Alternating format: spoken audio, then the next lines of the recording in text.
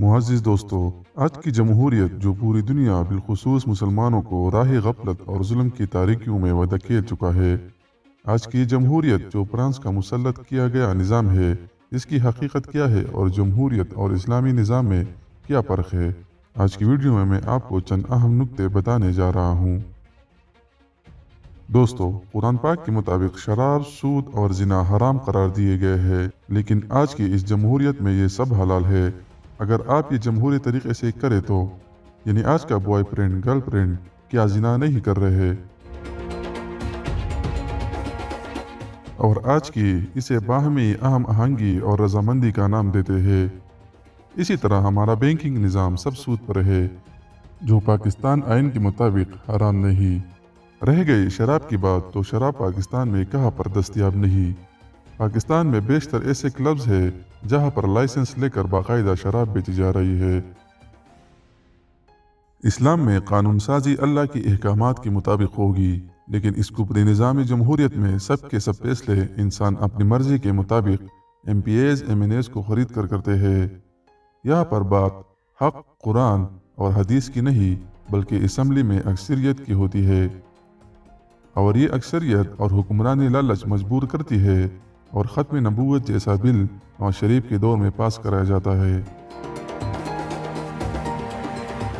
اسلامی نظام میں سب کچھ رب کراتا ہے، اور مالک بھی وہ ذات ہوتی ہے اور رازق بھی، لیکن دوسری طرف فرانسیسی جمہوریت میں طاقت کا سرچشمہ اللہ نہیں بلکہ عوام ہوتی ہے، خواہ وہ اپنی مرضی سے آپ کو ووٹ دے، اور یا پھر بریانی کی پلیٹ کے لیے، اور یا پھر چند ہزار پیسوں کے لیے۔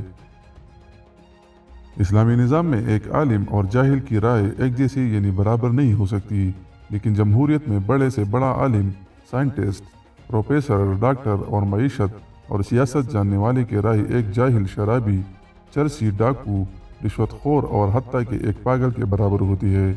یعنی ووٹ سب کا ایک ہی ہوتا ہے، لیکن ہم اپنے گھروں میں انہی جاہل، شرابی، چرسی، ڈاکو، رشوت خور اور پاگل کے دخل مداخل برداشت نہیں کر سکتے، لیکن پورے ملک کی وزیر اعظم کو چننے کے لیے ان کی رائے اور ووٹ کے طلبگار ہوتے ہیں۔ دوستو، اسلام اور قرآن میں جہاد فرض کیا گیا ہے، جبکہ آج کے اس جمہوری نظام میں جہاد کا ذکر اور اس کی تعلیمات کے پھیلاؤ پر لوگ ناخوش ہوتے ہیں۔ مغربی میڈیا اور دجالی قوتوں کی کوششوں کی وجہ سے جہاد کو آج دہشت گردی کا نام دیا جاتا ہے۔ اسلامی نظام میں اللہ رب العزت کو ہی حاکم مانا جاتا ہے، اور قرآن کی تعلیمات کی روشنی میں فیصلے کیے جاتے ہیں، لیکن دوسری طرف جمہوریت میں سب فیصلوں کا اختیار اللہ کی بجائے انسان کے پاس ہے۔ اسلام میں اپنے ذات کی تعریف اور دوسروں کی برائی کرنا منع ہے، لیکن جمہوریت میں ایسا کرنا روز کی بنیاد پر ہوتا ہے، خواہ وہ جلسہ ہو اور یا پھر ٹاک شوز۔ ہر سیاستدان اور پارٹی اپنے آپ کو سچا اور دیانتدار قرار دیتے ہیں، جبکہ دوسرے کو کرپٹ اور چور ثابت کرنے میں لگے ہوتے ہیں۔ ناظرین، اسلام میں عورت کی حکمرانی جائز نہیں، لیکن جمہوریت میں اس کی حکمرانی جائز ہے، اور ہمارا پیارا ملک پاکستان تو مسلمان ممالک میں سب سے پہلا ملک ہے جس نے عورت کو بطور وزیر اعظم منتخب کیا تھا۔ دین اسلام کے مقابلے میں لایا گیا جمہوری کفری نظام دجال کے پیروکار یہودیوں کا بنایا ہوا ایک بدترین ہتھیار و کفری نظام ہے۔ یہ ایسا نظام ہے کہ اگر آپ کے پشت پر بہت سارے کارکن ہو تو آپ کچھ بھی کر سکتے ہو۔ اللہ رب العزت کی حاکمیت، دین اسلام کی تعلیمات کو جمہوریت میں فالو نہیں کیا جاتا، بلکہ اپنی مرضیوں سے نئے نئے بلز پاس کر کے قوانین بنائے جاتے ہیں۔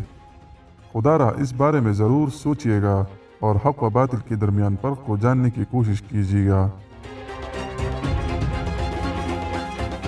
امید ہے یہ ویڈیو آپ کو اچھی لگی ہوگی، اسے اپنے دوستوں کے ساتھ شیئر کیجیے گا، اور آج کی اس جمہوریت کے بارے میں اپنی رائے ہمیں کمنٹ میں ضرور دیجیے گا۔